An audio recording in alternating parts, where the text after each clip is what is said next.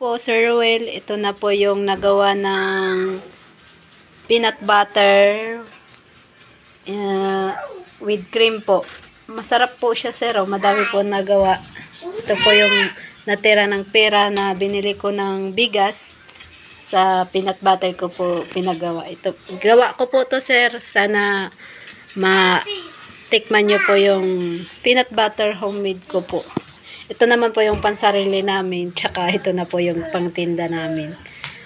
Dinamihan ko na rin pong, may natira pa naman pong mani, ititinda ko rin po yan sa school ng mga anak ko, pangbili ng, binilihan ko po sila ng pangtinda sa school nila, 5 piso lang po yun, mura na po yun.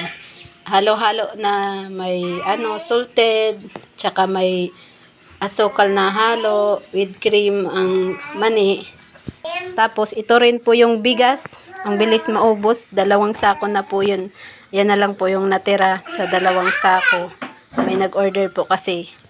Ito na po yung puhunan na binigay nyo po sa akin. Maraming salamat po, Sir Ruel. Nagbili din po ako ng timbangan sa bigas. Yan lang po nakayanan ko. Maliit lang siya kasi sa budget lang na kaya po na mabila. Update naman po sa bigas. Ito po yung bigas na binili ko nung nakaraang araw. 2 sako po. May bumili na po niyan. Tigro-rolling ko lang po yung pera pang bili dyan.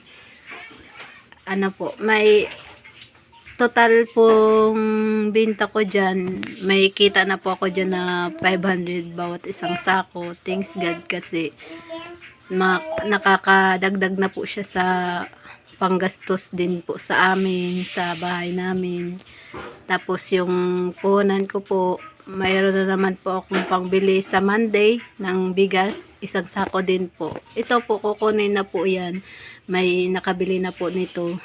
Sa murang halaga lang po, binibenta ko sa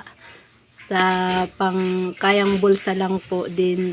Bumili din po ako, Sir Ruel, ng timbangan. Maliit lang po yung nabili ko kasi kulang po yung budget ko. Nagbili na rin po ako ng lalagyan ng bigas sa 2 kilos and 5 kilos po na plastic. Kasi plastic dito lang po yung ginagamit ko. Di na po ako naglalako, sir, kasi kusa na lang po sila. Hello, good morning, Sir Ruel. Yung binintahan po ng peanut butter ng March 8 and 9, binili ko na muna po siya ng 2 sakong bigas kasi mas malaki yung kita-kita ko ng bigas. Ang 1 sako po ay 600 to 500 po yung income ng bigas. Yung pagkabili ko po ng bigas is 2,300 po yung 1 sako. Ito na po yung nabili kong bigas. 2 sako po siya. Yan. Yan po muna yung binili kong bigas. Hindi na muna po ako nagawa ng peanut butter kasi kulang po yung budget ko. Nilaan ko muna po sa 2 sakong bigas. 50 kilos yung isa. Bale 100 kilos po siya.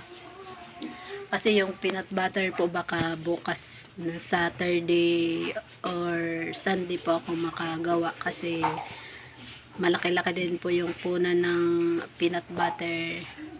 Yung punan ko po noon, gumawa ko ng 12 pieces, nasa 850 kasi yung 1 kilo ngayon ng mani, bumili po ako ng nakaraan araw ng 1 kilo kasi binita ng mga anak ko yung tigli 5 kilo sa school nila. 100 po yung kilo ng mani, kaya baka sa Sunday or Saturday na lang po ako makakabili ng mani na panggawa sa peanut butter. Yan, muli maraming salamat, Sir Ruel, kasi unti-unti ko nang na maabot na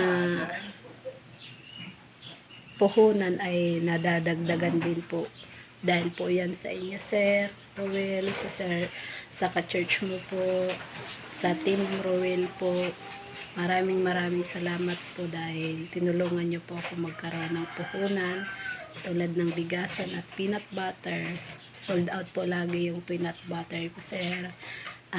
Sana sa May po makadala po si Sir Dong para sa inyo.